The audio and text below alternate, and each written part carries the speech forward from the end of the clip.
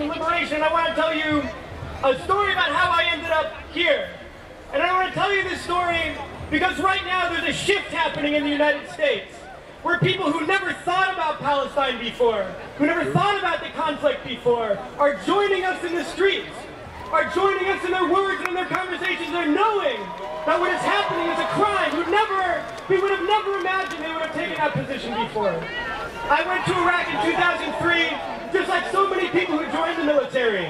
I grew up like everyone else, believing what we're told. Believing what we're told about this is a country of, for, and by the people. That we're about freedom, that we're about helping the oppressed. I believed that.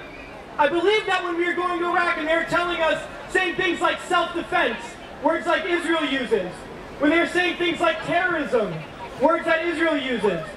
And then we got to Iraq, and I had to think about what was happening and think, as people started protesting, as people started fighting, as people started resisting, I had to ask myself, what would I be doing?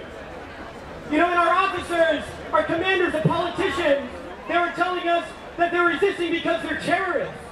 They're resisting because they're evil. They're resisting because they're less than human. But I thought, what would I do?